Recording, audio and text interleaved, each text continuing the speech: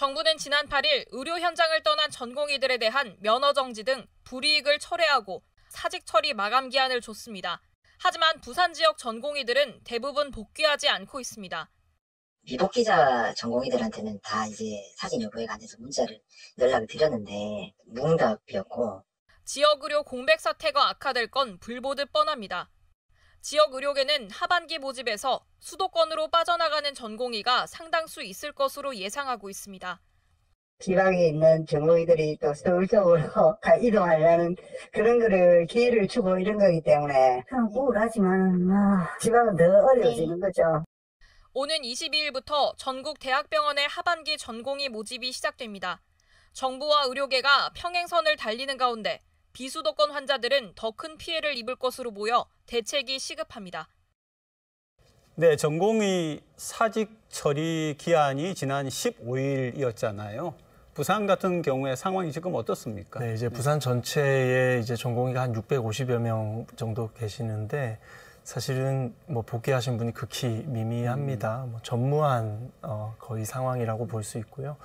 저는 전공의들이 4개월 동안 의료 현장을 비우고 이렇게 이탈해 있는 상태, 매우 전공의들에게 유감을 표하고 싶은 이런 상태입니다. 이 시간에도 병원이 셧다운돼서 돌아가시는 분도 존재하고 있고 정말 응급한 진료를 못 받는 분들도 있거든요. 그래서 전공의들 선택이 매우 아쉽다라는 논평을 하고 싶고요. 다만 전공의들이 이런 선택을 할 수밖에 없도록 너무 강하게 밀어붙인 정부도 반성해야 되는 지점은 분명히 있다. 전공의들이 돌아올 수 있도록 어떠한 대안을 주고 그리고 접점 지점을 찾아서 협상을 했어야 됐는데 너무나 강하게 이 집단을 누르려고만 했다. 그래서 저는 전공의들의 선택도 어떤 정부의 어떤 기조도 조금 아쉬운 그런 상황이 있다라고 생각합니다. 병원의 입장에서는 이렇게 무더기 사직이 처리가 되게 되면 재정적 부담이 상당할 것입니다. 이제 퇴직금부터 시작을 해서 많은 고민을 해야 하는 상황이고요. 의료 기술적인 문제에 대해서도 지금 대비를 하지 않으면 안 되는 상황까지 왔습니다. 거기다 지금 상당수의 전공의가 무응답으로 일관을 하고 있다는 부분에서도 굉장히 유감을 좀 표하는 상황입니다. 지금 현장에 미복귀를 하면서 업무가 과중되고 있는 동료들과 의료 인력들이 굉장히 많습니다. 자리를 지금 지키고 계시고 응급 환자들과 중급 이상의 환자분들을 지금 케어를 하고 계신데 이 분들의 과중한 업무에 대해서 정부는 조금 더 면밀하게 살펴봐야 되는 지점이라고 보입니다. 지금 같은 경우에서는 9월 복귀에 대해서도 정부는 추가 특례는 없을 것이다라고 입장을 발표한 만큼 이제는 사직 처리를 하여야 이제 하반기에 대한 TO 충원을 할 수 있기 때문에 이에 대해서 어떻게 방침을 정할지는 좀 더 지켜봐야 할 것 같습니다. 그런데 영상에서 이런 얘기가 나왔습니다. 이런 상황이 계속 전개가 되면은 전공의들이 서울로 갈 거다. 무슨 얘기입니까? 네, 한 2가지 정도로 전망을 하고 있죠. 이제 수도권 병원 같은 경우는 병원이 많잖아요. 그래서 전공의들의 결원이 많습니다. 그런데 이제 부산이나 지방에 있는 전공의들이 이제 사직이 되게 되면 새로운 병원에서 수련을 다시 해야 되잖아요. 이제 가급적 TO가 많은 인기과로 다시 가게 될 것이다. 그게 첫 번째고요.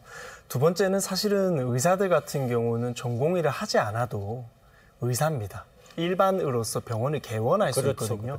전공의가 사직이 되고 1년 유예가 되게 되면 이분들은 이제 더 이상 전공의 과정을 할 필요가 없어집니다. 그래서 그냥 이 수요자가 많은 서울로 상경해서 피부과라든지 이런 인기과로 개원을 대거할 가능성이 전망된다. 그래서 이 2가지 이유로 저희가 지방에서 의사들이 서울로 많이 이탈할 것이다라고 예측하고 있습니다. 실제로 만약에 이런 일들이 지금처럼 전개가 되어 나가면은 부산에 계시는 환자, 부산 의료 전반에 어떤 영향을 미칠 것 같습니까? 아무래도 이제 결혼이 생기게 되다 보니 이제 이전과 같은 진료 서비스나 의료 서비스를 신속하게 그리고 충분하게 받기는 어려워 보입니다. 그렇기 때문에 이제는 지자체가 어떻게 보면 소통 창구의 역할로 조금 나서줄 필요도 있어 보이는데요. 지금 부산대 국립대 병원을 포함해서 사립대 병원들에서도 조금씩 이런 충원에 대한 우려가 있는 만큼 협진에 대한 부분이나 그리고 이 인력 충원에 대한 부분에 있어서 지자체가 어떤 지원을 좀 해줄 수 있을지를 봐야 할 것 같습니다.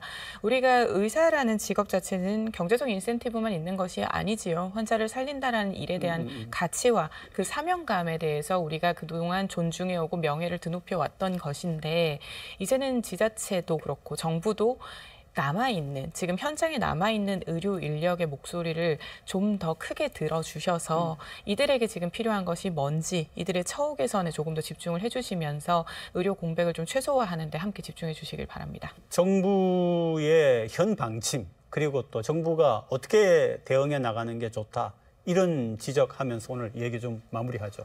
네, 이제 거시적으로는 이 윤석열 정부의 의료 개혁, 저는 대찬성합니다. 의사 숫자도 늘려야 되고, 의대 교수도 늘려야 되고, 의대 정원도 늘려야 됩니다. 그게 국민을 위한 길이고, 우리 의료의 미래를 위한 길입니다. 완벽히 동의하고 지지합니다.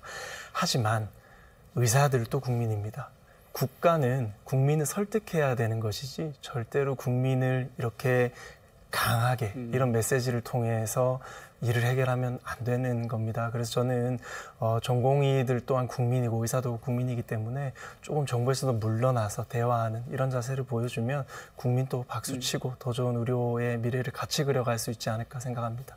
나 개인의 이제 암이나 백혈병과 같은 중증 질병을 겪고 있는 경험자나 환자분들 같은 경우는 하루하루의 삶이 굉장히 지금 그럼요. 고통스러운 상황이실 네, 것입니다. 그 환자를 지켜보는 가족분들도 굉장히 고통스러운 시간이실 텐데요. 각 직업에서 직업 윤리와 그리고 그 직업이 가지고 있는 의미에 대해서 다시 한번 생각해 보시기를 바랍니다.